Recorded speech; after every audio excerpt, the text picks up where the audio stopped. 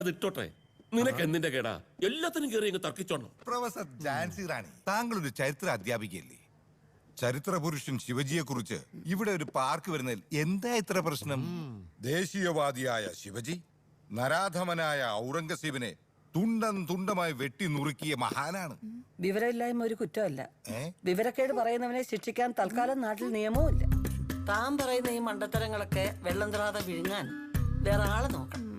മനസ്സിലായില്ലേ? ഛത്രപതി ശിവജി മരണപ്പെടുന്നത് 1680-ലാണ്. എന്നാൽ ഔറംഗസീബ് മരണപ്പെടുന്നത് 1707-ലാണ്. അതുകൊണ്ട് വക്കീൽ ചരിത്രം വെച്ച് എന്നോട് കളിക്കരുത്. എന്നും രാവിലെ വാട്സപ്പ് യൂണിവേഴ്സിറ്റിയിൽ നിന്ന് കിട്ടുന്ന ചവറുകൾ ഇവിടെ കൊണ്ടുവന്നിടരുത്. നാറും. അത് നാറും. ആ നാറും. അവസാനം പിന്നെ നമ്മൾ അതും കോരേണ്ടി വരും. ഈ വക്കീലിന്റെ ഭാര്യ ഏത് സ്കൂളിലാണ് വർക്ക് ചെയ്യുന്നത്? അല്ല, മെയിൻ പബ്ലിക് സ്കൂൾ.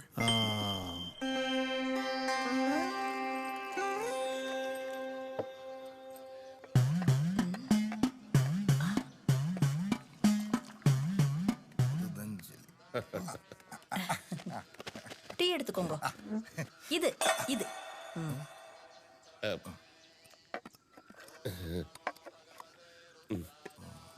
ഹൃദഞ്ജലി. എന്റെ അപ്പൂപ്പ കൊട്ടാരത്തിലെ പഴയ വലിയൊരു മാനേജരായിരുന്നു. തമ്പി അദ്ദേഹം തികച്ചാരും വിളിക്കൂല.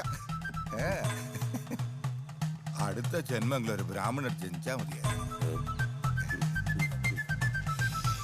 ஸ்ரீனி, എന്തോ? அந்த பொடி இல்லையா? എന്താ പൊടി?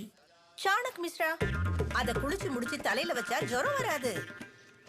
സ്റ്റോക്ക് തീർന്നു കാണും. ஸ்டாக் வரும்போ வாங்கணும்.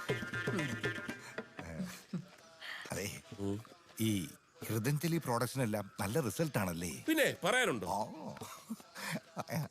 ഒരു പ്രത്യേകതര ശക്തി വരുത്തുന്ന എന്തെങ്കിലും പ്രോഡക്റ്റ് ഉണ്ടോ? ഒരു കുതിര ശക്തി പോലെ. കുതിരശക്തി എന്ന് പറഞ്ഞാൽ മുതിര കഴിച്ചാ പോലെ. ഓ സാറേ,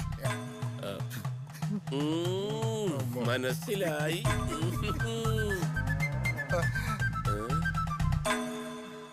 ஸ்ரீனி, பப்பு எங்க இருக்கான்? അവൻ ചെന്നൈയിൽ ഇருக்கு. ஓ சரி. ഇവിടെ എത്ര പശുക്കളുണ്ട്? ஒண்ணுதான். அது என்னோடது இல்ல. தொட்டெடுத்த வீடு நீலாமாவது. அவங்க கோமாதாவை கவனிக்கிறதே இல்ல. நான் எத்தனை வாட்டி உன்கிட்ட சொல்லியிருக்கேன், நம்ம அம்மா தானே கோமாதா, நீ மேடிச்சிட்டு போ. அதோட நெத்தியில பொட்டு தொட்ட போல இருக்கு. வீட்டுக்கு ரொம்ப ஐஸ்வர்யம். நீ வாங்கு. ഇനിയിപ്പോ ഒന്നും ആലോചിക്കണ്ട, സാറ അങ്ങ് വാങ്ങിക്കേ.